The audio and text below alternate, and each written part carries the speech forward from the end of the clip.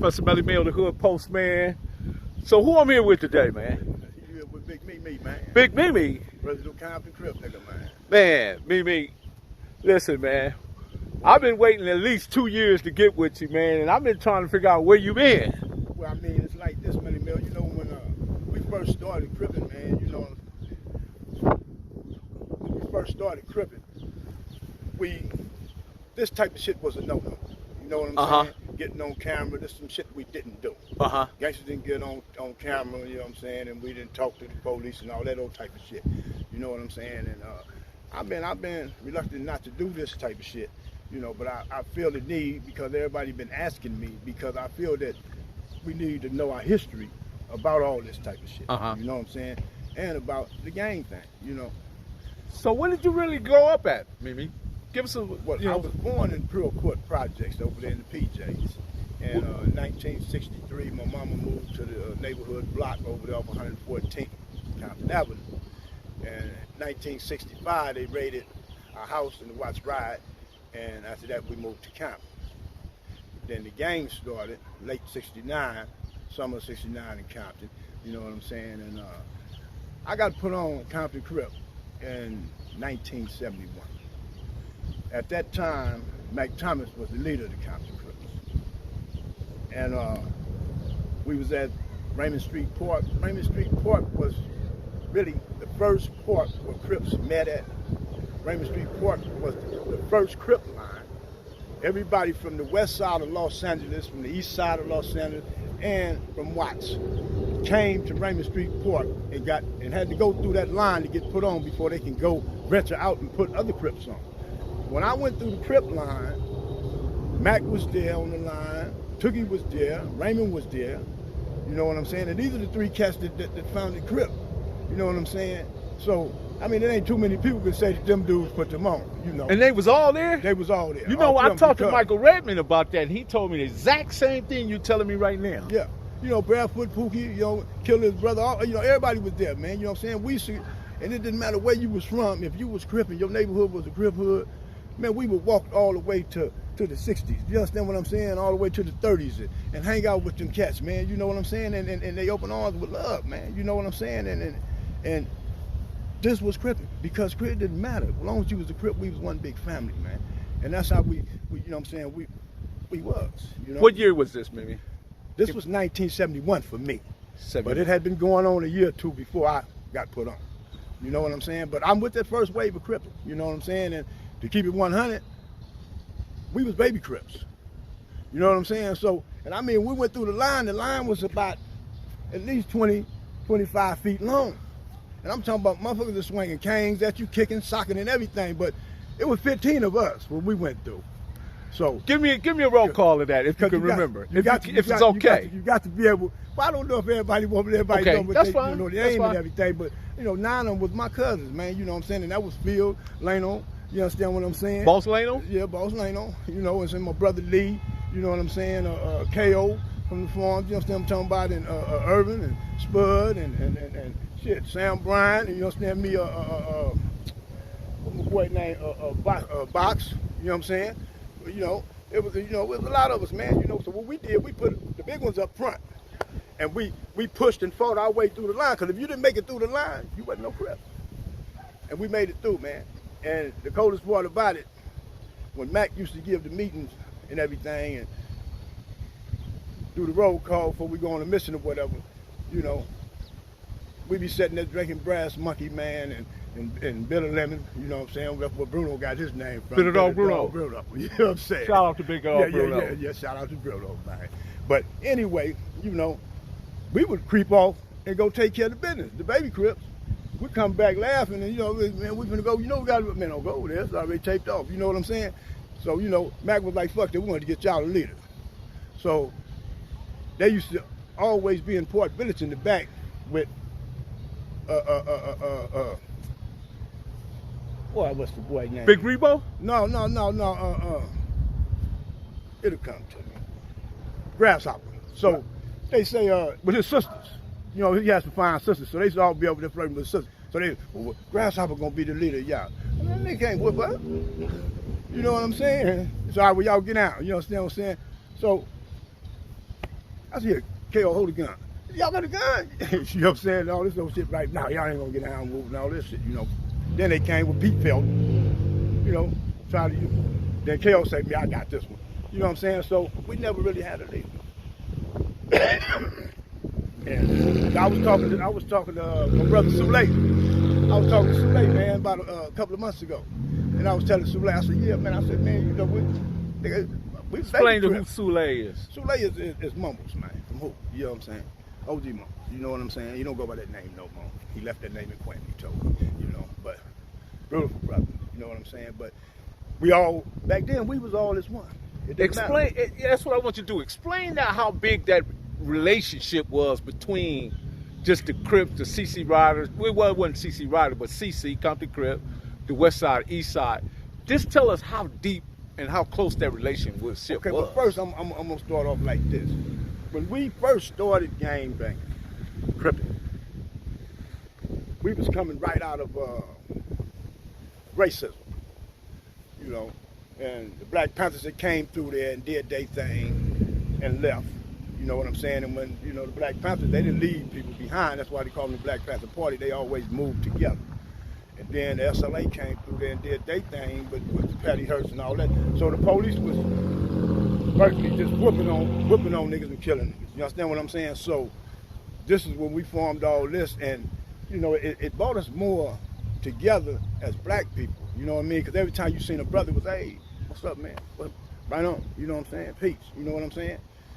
It wasn't the grit game and who is this and all that, you know what I'm saying? So now, the togetherness with the Crip thing, that came from the leaders. You know what I'm saying? Why you say that? Because when we sat in the park, Mac and them had everybody there. The West Side, the East Side, Watts. You know what I'm saying? So, it was uniforms. Yeah. So, therefore, we was family. You can't be my family in the park today, then I come on the west side of the bar, and oh man, I don't know you, you know what I'm saying? No, that was, you know what I mean? It was one for one and all for all, you know what I'm saying? If one fought, we all fought. So what detached us?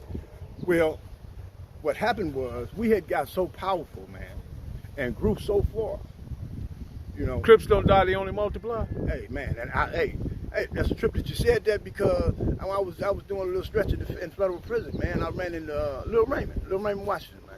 You know what I'm saying? And that's what hit me in the head. Crips don't die, they multiply. You know what I'm saying? Raymond all over again. You know, but anyway. That was his son? Yeah. But anyway, man, we got so powerful, man, and the government was so scared, inferior, that we might unify ourselves, because we spread it farther than any other black organization we ever had. We spread it more than NAACP, all this shit. You know what I'm saying? We went worldwide. So the government was so inferior, but they started building all these prisons to try to give us organized crime. All the prisons was for Crips and Power Rules and Bloods. You know what I'm saying? And like they did the El Rookins, my boy Jeff Ford, you know what I'm saying, my brother Khalifa, you know what I'm saying, give him life and all his members 50 years better. So when the government found out that Tookie wasn't the leader of all the Crips, they couldn't give us organized crime. And first and foremost, man, let me give my respect, man, to Mac Thomas. Do that, man. Raymond I appreciate that. And Tookie, man. You know what I'm saying? Because them were the three founders, brother. You know what I'm saying? And, you know, I understand people be talking about Tookie a lot, and they sometimes talk about Raymond, but I don't hear too much about Mac. But I'm glad you're talking about it. That lets me know that your level of the script, what wave you came in. Because if you were there with the first wave, you damn sure gonna know who Mac is. Because Mac was the top dog. A lot of people don't know that Mac was the top dog. It was Mac, Raymond, then Tookie. You understand what I'm saying? Straight up. You know what I mean? I'm gonna keep it 100. You know, and Tookie practically stayed in Compton, because he was in Bob Simmons' boys' home. Then Bob gave him the Red House. He was running that until him and OG Mad Dog got into it in the backyard. You know what I'm saying? And Mad put hands on him, then he went back to the West Side. You know what I'm saying? And then he had a meeting at Sentinel Park. So there's a couple of Mad Dogs. Which Mad Dog? Jackie Wilson, man. Jackie Wilson up about Centerville. Jackie Wilson was the first Pyru to turn Crip. Yes, sir. You know what I'm So saying? it wasn't Bob Louie? Nah. No, I'm saying back. Just say Jackie Wilson was the first Pyro to turn Crip. Got it. They had a they wanted to kill Mad Dog. They had a contract out on him. You know what I'm saying? And when I first got quoted in the Compton Crip, I was living deep down like by Avalon, Galaxy West, which is Lantana now. And I was over there with Mac Thompson and them cousins. You know what I mean? So Mac Thompson and them used to come over there, him, Lee, Melvin, Orlando, you know what I'm saying, and hang out with us. You know, but long story short, it wasn't every neighborhood that was Crips. Because back then, West Park was Pyro, which is Lantana now, and a little bit of Nutty. You know what I'm saying? And then, and back at Enterprise was the original Treetop Pyro, which is now Track New. You know what I'm saying? And the Swamps was just regular Swamp Boys. But I remember that summer we got quoted on, school started back, I was going to Enterprise for the first day. Enterprise was a Pyro school. And me and Mac Thomas' cousin, Clyde Lindsay, that was my road dog. We come through the back gate, overalls, hanging, suspenders, blue rag, you know what I mean? That was the uniform. Yeah, and a lot of people. What about the Ace Dukes? But no, hold on. We gonna get suited and booted, but first we got to come butt naked to the top. You feel what I'm saying? Gotcha. Now, our traditional symbol in Compton Crip was the bald head, the chain and the crosshead ring. You know what I'm saying? That's how we knew who all Compton Crips were. You know what I'm saying? Because we had the bald head. You know what I'm saying? And the Ace Dukes. Now, our symbol, our original symbol was two canes like this, with a gangster hat at the top, and the C's on the top, on the side. You understand what I'm saying? Crossed up. You know what I mean? That was our original symbol. You know, and it was just, man, it was just so more brutified, man. But us being together, everybody was in fury of us like a motherfucker, man. You know what I'm saying? We didn't have no problems, man. Not in jail. There was nobody trying us, man. You know what I'm saying? Now, you know. Compton Crips was like Autobots back then. Yeah. Not just that, I'm saying Crip, period. You know what I'm saying? True. Crip, period. You understand what I'm saying? Because the separation didn't come about until the government ordered that intelligence, and they opened up 4,700, 4,800 for the Crips, and 43 and 44 for the Bloods. That was all to figure out how we operate. And when they seen that we was... So wait a minute, are you saying that was more or less an experiment? Exactly. To gain intelligence? To understand the circumstance? The government ordered intelligence on us and on how we operate. Because they couldn't understand how we was from Compton, and the 60s way over here, the 30s way over there, but we still all got together. And when something happened, we all rode together. You understand what I'm saying? I mean, back then, if the 60s was having a problem, the 30s or whatever, or Watts or whatever, you understand what I'm saying? Or the Outlaws, you know what I'm saying? We would all go over there and help and aid and assist them in that problem and make sure that's over with. Because that's our family. So were you going to the Pike back then? Huh? The Pike. Yeah, I was going to the Pike. You know, downtown LA to the movies? Yeah, 99-cent movie and everything. You know what I'm saying? Catching the 33 to 92? That's right, baby. You know what I'm saying? Coolie High on the back of the bus and everything. You know what I'm saying? I'm a real one, man. You know what I'm saying? And, you know, I mean, it was just so beautiful, you know, Mel, because, you know, you might be in the projects today partying, you understand what I'm saying, drinking and doing your thing, you know, and then you go over here, you know, you can go anywhere, you know what I mean, wherever they was cripping at. I mean, it was beautiful, man. And so anyway, the government did a thing in 4800, and I didn't go to, you know, the 4800 when I came to the county jail, because to me that was like a PC movie. Well, I want to be with all the Crips. I ain't got no beef with y'all. The enemy on the line. And then I want to make a few dollars because I'm on my way back to the pen, so I'm khaki trustee. And the homies used to come through going to the roof. Oh, homie, you got to come home, man. You a Crip. Ooh, no, I mean, don't do me like that. But anyway, long story short, I got into some funk with the police and all that bullshit, and I fucked around and said cuz, and I boom, went to 4800. But when I got there, I seen the destruction in play. You know what I mean? And I seen the separation starting to form, you know what I'm saying? And, you know, homies on What stuck out that was obvious to you that led you to that sort of thinking? Well, the first demonstration was when I came in there. A lot of homies were saying that they was OGs, right? Because OSS said, okay, you OG, you can be the trustee. So they wanted to be out there cell. You follow me? But I mean, some of these cats talking about they OGs, they just started banging in 76, 77. You know what I'm saying? 80, you know what I'm saying? You know, I said, you know, I started my hood.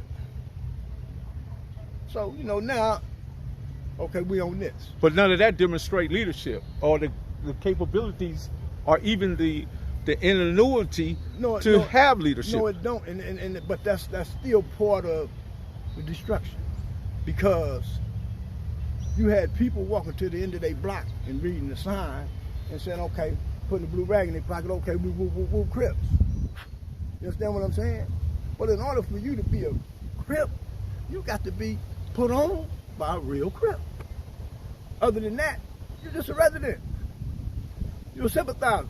You know what I'm saying? And you saying, whose fault was it that we wasn't making that distinction though? Because there was a lot of cats that lived in the neighborhood that tried to put themselves in circumstances that they didn't belong. Well, it was the big homies' fault.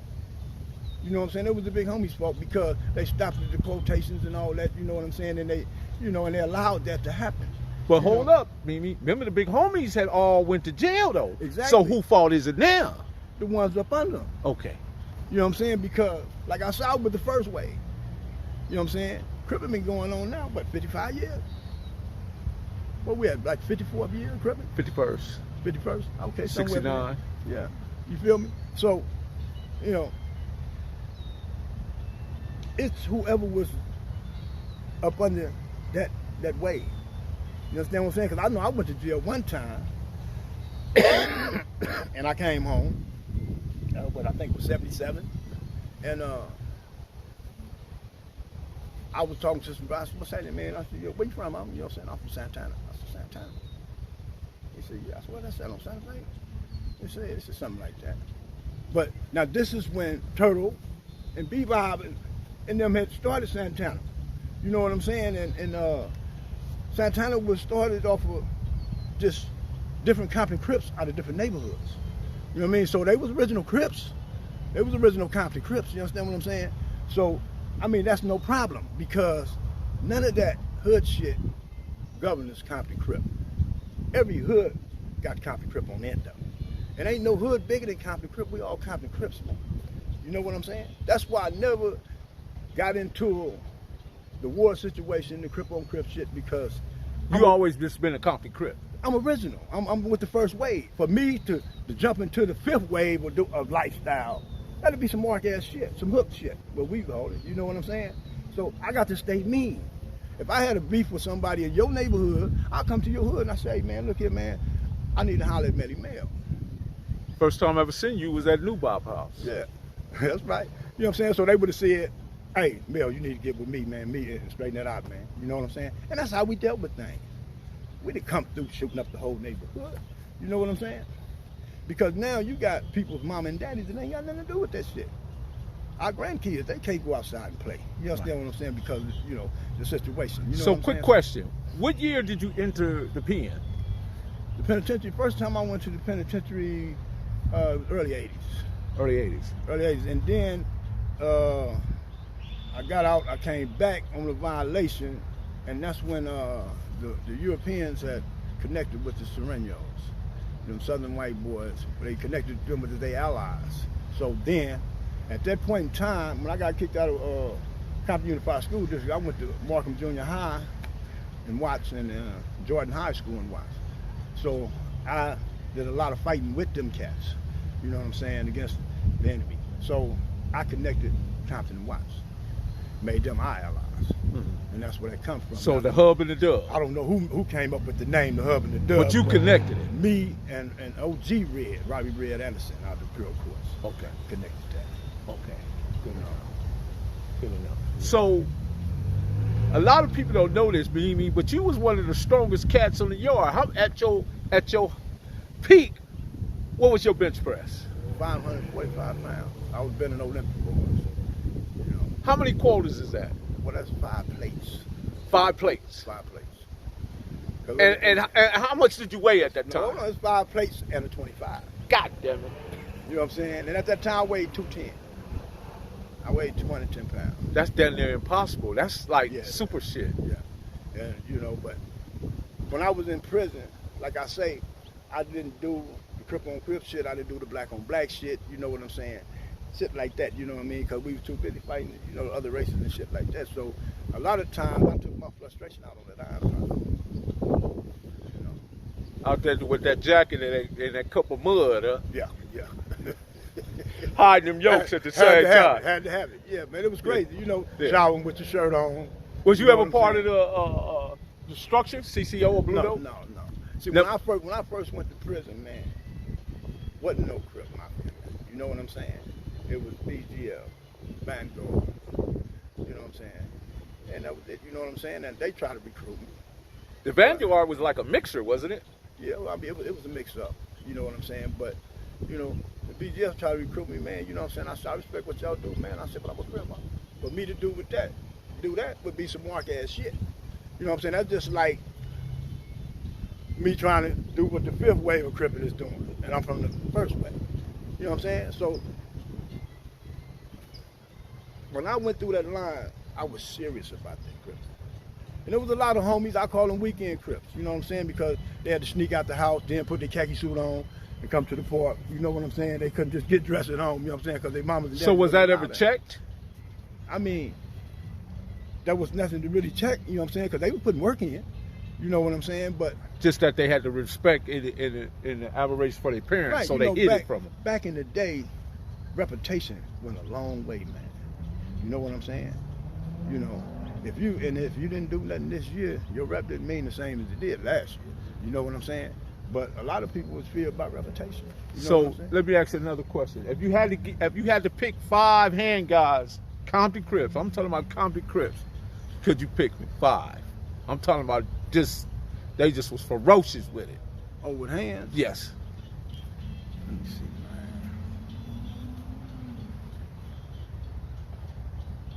Okay, I don't know if I can pick 5, but you understand what I'm saying? Give me what you can.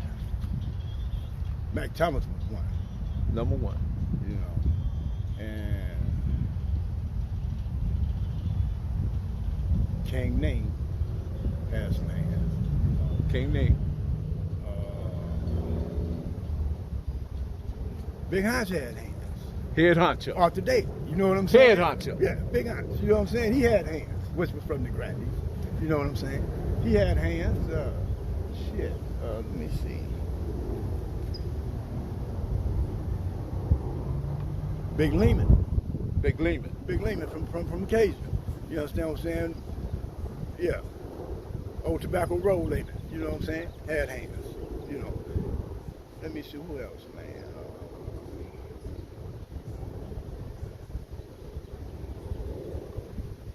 I'm gonna give you a new school. One punch for the talent. You know what I'm saying? Okay. Big one punch over the corner down there. Okay. Yeah. Okay. You know? I'll take that. But, you know what I'm saying? Rest in peace. You know what I'm saying? Right. I take that. He had a one-headed quitter. You know what I'm saying? I'll take that. But yeah, man. I mean, it was so much. But you know, I ain't. You know what I mean? I ain't here to pat myself on the back, Mill. You understand what I'm saying? But I ain't. You know, man. I never known you to pat yourself on the back. You know, I just know you to speak it like it was. Yeah, I'm just, you know, I was. This is coming from the lens of your eyes and the things in your way. See, because there's 3 things that a lot of people don't know this, man. But what's most important? History, memory, or your own personal beliefs? History. You know what I'm saying? Because. Let me explain. Okay, I'm gonna hear what you're saying. Coming from somebody that's been there. You understand what I'm saying? Because the reason why I say history, but I mean it's personal experience with what we're doing right now. But why I say history is because, okay, like when Woodrat passed away, let my brother rest in peace, man, my comrade. Love you, brother. I went and spoke at his funeral. And I mean, it was Crips, man. It was like 1971 all over again at his funeral, brother. I mean, they was from everywhere, man. You understand what I'm saying? And when I went up to the podium to speak, I can hear the brothers from Gangster. I can hear the brothers from 6-0 and 30s and Watson. You know what I'm saying? And they like, cuz, look, that's me, cuz. That's me up there. You know what I'm saying? And when I spoke, you know what I'm saying, and I told them, man, you know, me and Woodred dreamed when we was in the fairs, this shit is going too far, man. We need to come home and bring this shit back to Compton Crippin', man. And that was me and his dream. You know what I'm saying? And I explained that to him in the church. I said, man, Woodred is from Nettie. I'm from Occasion. But that's been my comrade since 1971.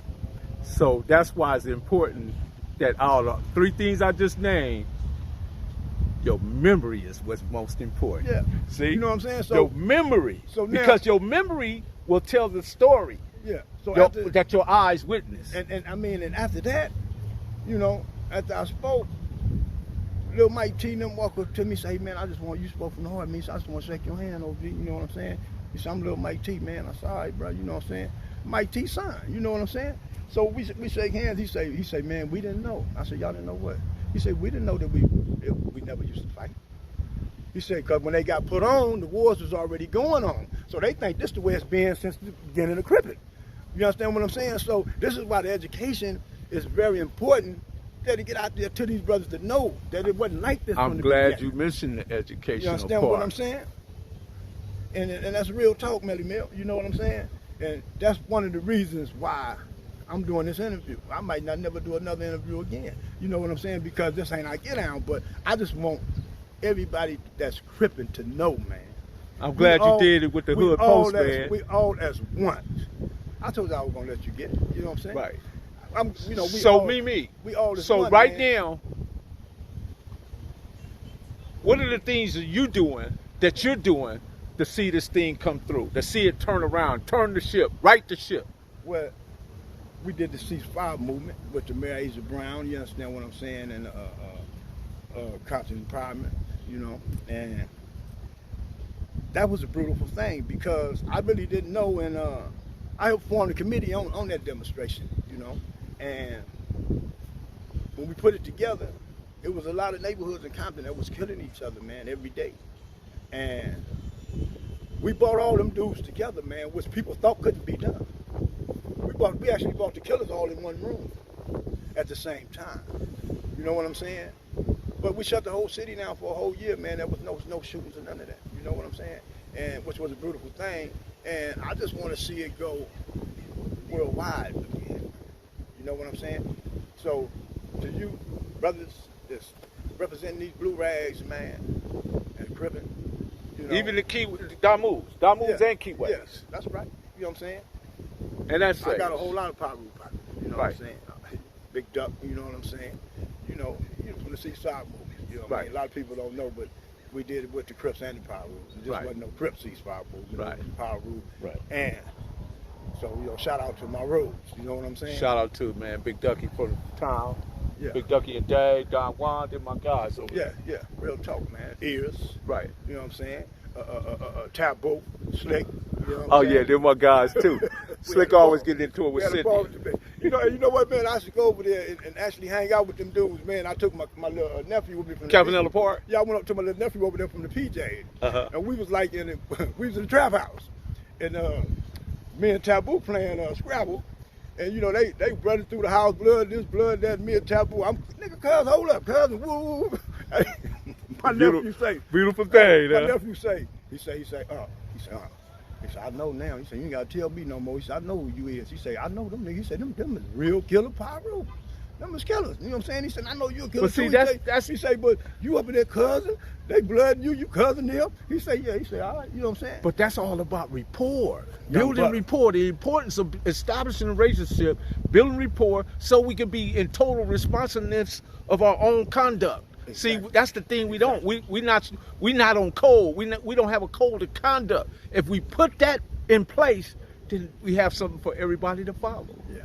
And that's what you need to write up right now. there. See, what's happening is now Crippin' do have a guideline, rules and regulations in which we must apply by. You understand what I'm saying? But it's not being applied. You know what I'm saying? At any time you go outside your rules, guidelines, and regulations of your organization, that no longer fits the Crip